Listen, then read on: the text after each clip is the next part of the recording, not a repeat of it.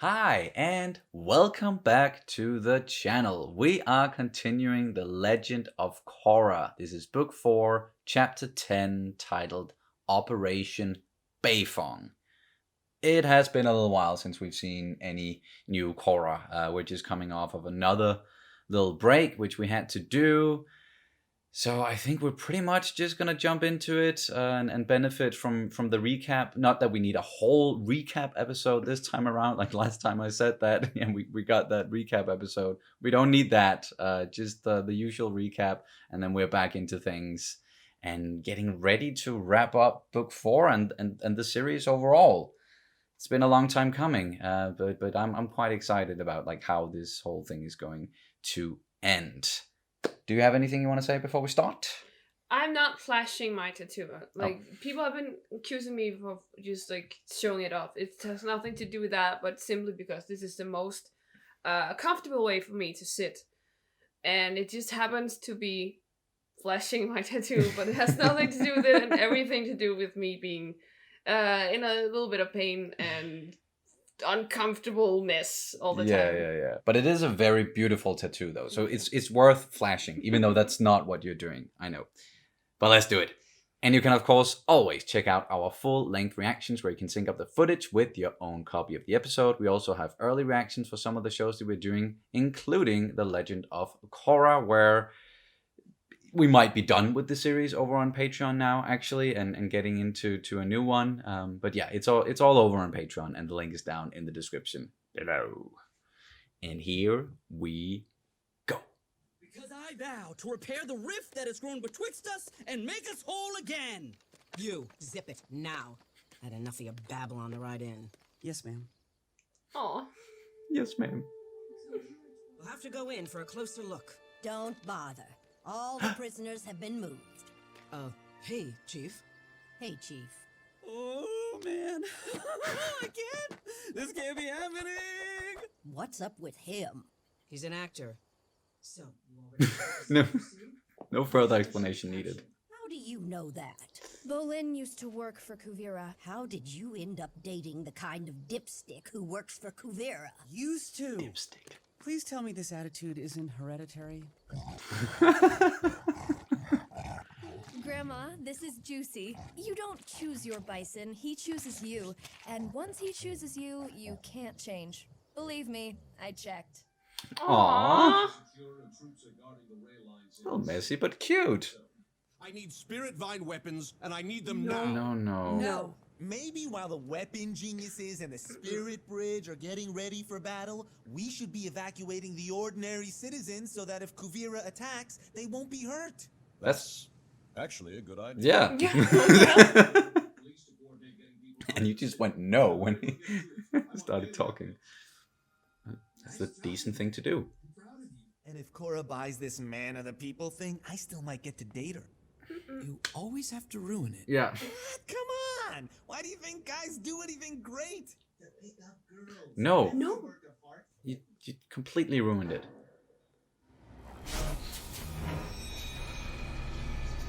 Please let it malfunction. There's a problem with the condenser. It's backing up. Everyone needs to evacuate. This thing is going to blow.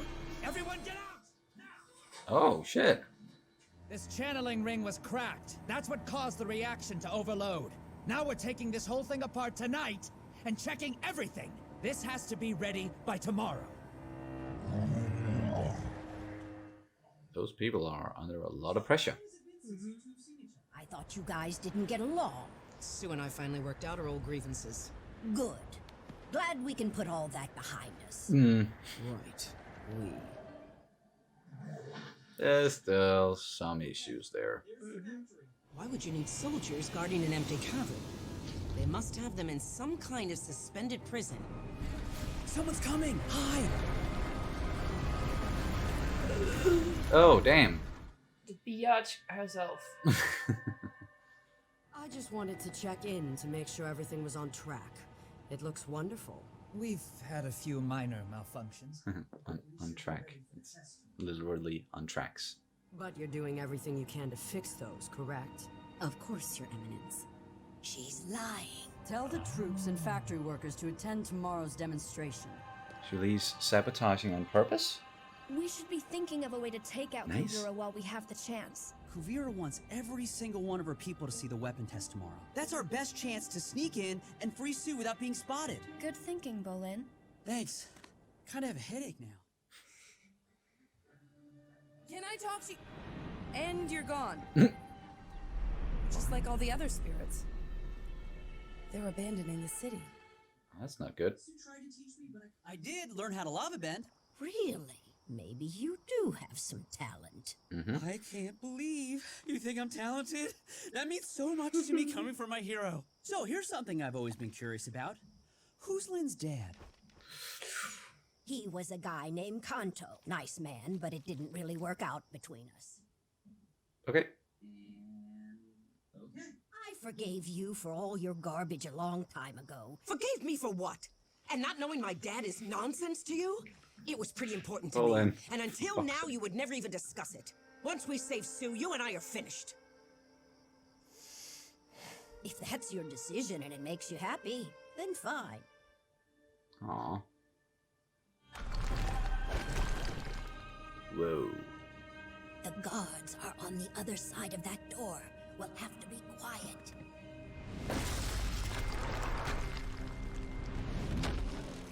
Oh, shit. Catch.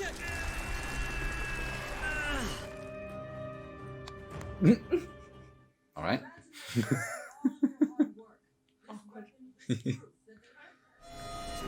What's wrong? The distributor pin is gone. I swear I locked it in place yesterday. What do you know about this? Uh-oh. Nothing.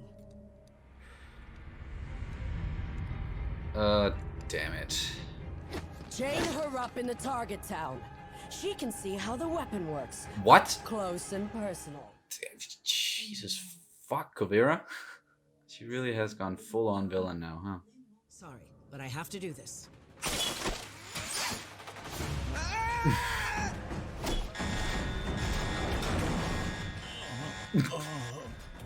The prison! Get there now! Fire when ready. I want to see that town destroyed. Oh, shit. Aw. Mom! Dad! You said Julie was lying about fixing the cannon. She must have been trying to stop it. For all you know, she could just have been covering her butt because she made a mistake. No! You guys leave. If we make it out, we'll get to the city somehow. If? I'm through. Watch out for Batar Sr. and Huan. Aw. So, how have you been, Mother? I told you never to call me that. Wow. They could really use Toph, though. She's the most powerful freaking earthbender in the world. Or at least used to be. What you want is exactly what Kuvira wants. To use spirits as a weapon in a human war. The answer is no. Please, listen. If spirits and humans are gonna live together, we have to work with each other! Dang. I do get their position, though. Yeah, absolutely. Opal? No! We have to stop the test!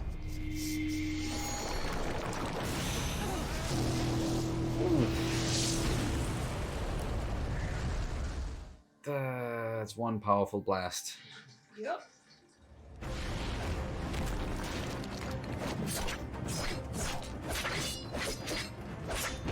Shit. Su versus Kuvira. Oh, that was cool.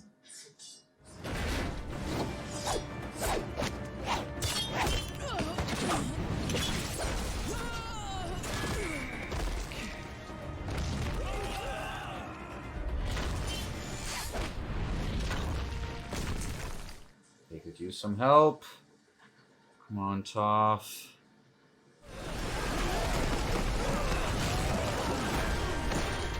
Yes! You give metal benders a bad name!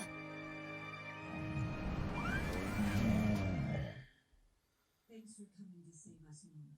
I ended up with two great kids. If you can just find some way not to hate me, maybe that's enough. At least for me.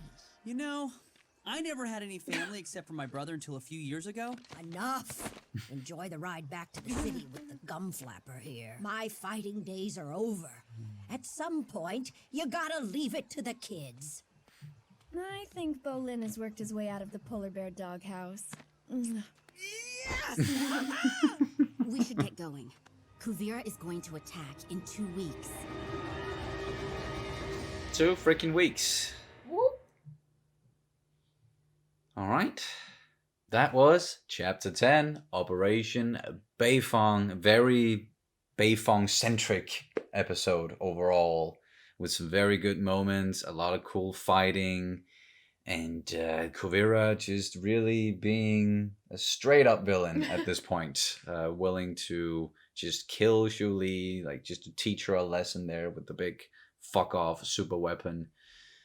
That yeah. If they attack Republic City with that weapon, that's gonna be an issue. Mm-hmm. And yeah, we found out that even though Toph is extremely powerful, they cannot count on her to win this whole thing for them, because she's old, not as good of a fighter as she used to be, and she can definitely feel it in her body. So it makes sense. It certainly makes sense. So now it's just the question is just who's gonna defend Republic City besides all the people we know. Is the Fire Nation gonna lend a hand? Are the spirits maybe gonna change their mind, or is Korra gonna figure out a way to get them to help without them feeling like they are violating, doing anything that they don't want to? Yeah, it's a tricky situation right now, because Kuvira and the Earth Empire, they are strong. It's a serious threat. But anything stood out to you in this episode, or should we just jump into the Patreon questions? Let's just do that. Let's do that, because there are definitely some, or at least I put up a post a little while back. Let me just find it. All right, from Spoondog. Hi, I'm sure you were very excited to see the special guest in this episode. What are your comments regarding how her parenting style affected Lin and Su, particularly Lin? And do you think this lines up with who she is as a person? Or more than one question, but let's just take that one first. Yeah, she's always been I don't want to say a difficult person, but she's always had a lot of temper, and was a quirky person when she was younger, at least from what we know. And we knew about the fact that Lin and Su, they had different fathers, so yeah, it didn't come as a surprise, but I'm just glad that they are starting to work things out, at least. Toph did come from a family where it was her upbringing was very strict, and they were way too protective of her and made too many rules, and yeah, that was like they were just too rigid with her.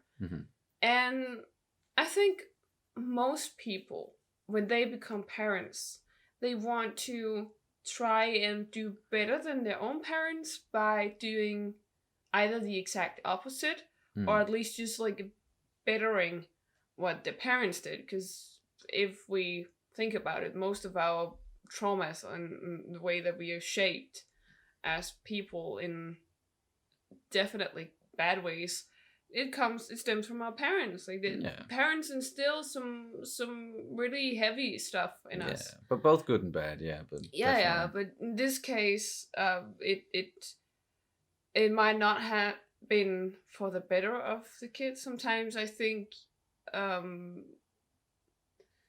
you can't just.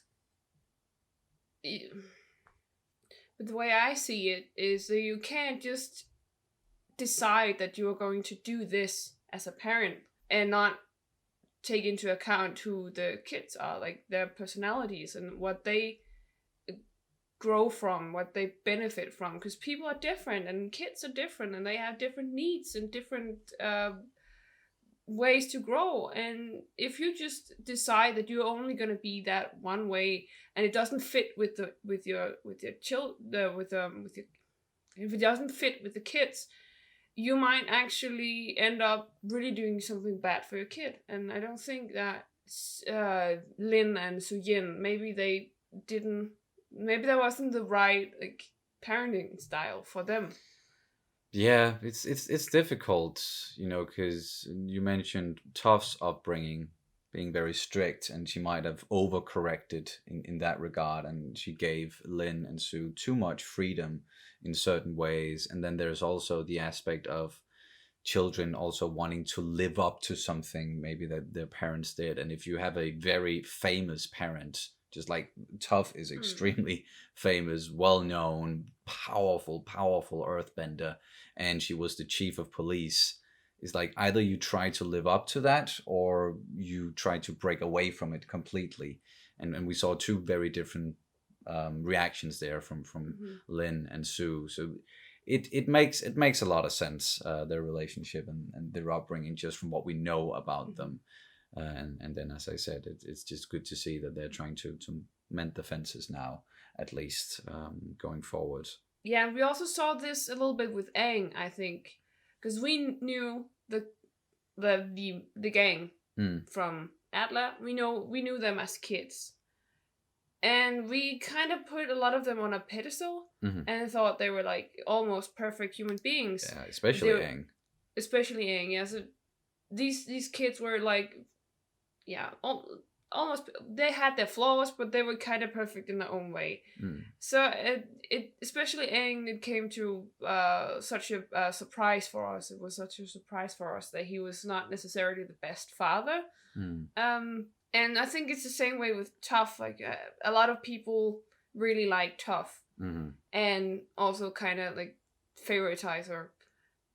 So yeah, it's very interesting to see these characters that we know and love. They have deep flaws, like major flaws. And I think it's fantastic, and it just really just cements just how great the character work and build up in these series, like this Avatar world. It's just that's why we love it. It's very realistic in many ways, and very human, even though we are dealing with a lot of fantasy elements.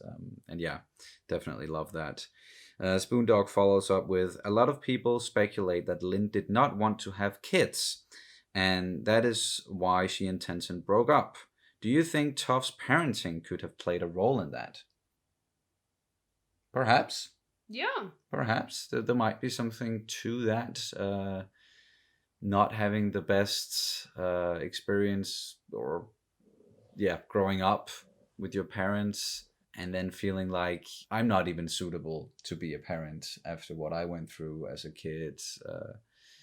And Lin did focus a lot on her career instead, and becoming the chief of police. So yeah, that it certainly makes sense, and definitely, if Tenzin wanted kids and she didn't, then that's a reason to break up. And in Tenzin's case, like, he was the only one who could further the airbender line at that point, so he kind of had to have kids, or not that he was forced to, but I'm sure he wanted to have kids to further that line. So yeah, makes sense. And also, what are your thoughts on the all-metal bending battle between Kuvira and Su? Personally, I think it showcases some of the best fight choreography in the Avatar universe. Sorry for so many questions. You guys just have the best insight for this show's themes. Aw, thank you, Spoondog. That's very kind of you. That was such a good fight. And yes, especially the choreography. I was amazed. Like, usually I don't really notice this stuff, but I noticed it, and I was like, this is insane, and I wanted to talk about it. So now I got a perfect excuse to talk about it, because I was really amazed about just how fluent and how it even looked like it could be real, most of it. Yeah, man, it's so well animated.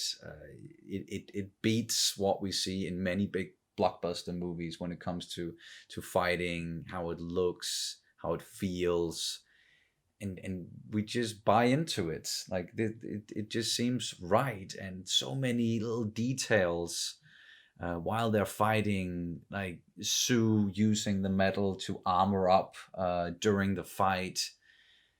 Yeah, man, I've said it many times, I think, and we've said it many times, but yeah, we love the fights and how they use the bending in this show, and The also in environment as Atla. well. Yeah, and the environment, Yeah.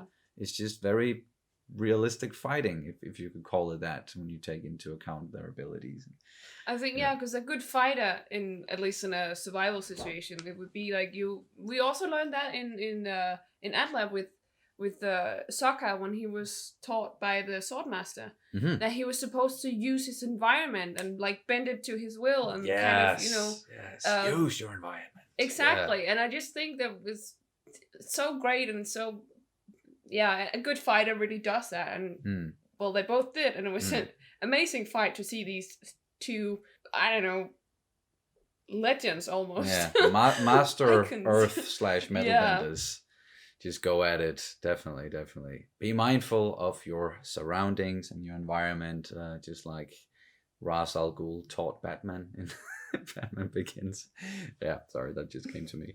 All right, we have one more from Lorenzo Baxter. How do you feel about the Spirit's decision to not assist Korra in the fight against Kuvira?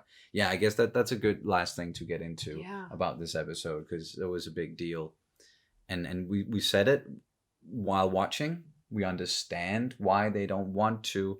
And this whole thing about, well, you want to use us as weapons to fight this person who wants to use us as weapons, or at least the spirit power as a weapon. Isn't that kind of the same thing? And yes, we did fight for Unalaq and Batu, but that was because we were forced to do so. Like the spirit powers, we got corrupted. It got kind of perverted. So if it's up to the spirits, no, they don't want to. But I also get why Korra's like, we share a world now. Would please help me defend it at least. So I have a feeling like they're gonna come to some sort of agreement, and she's gonna find a way to persuade them to help.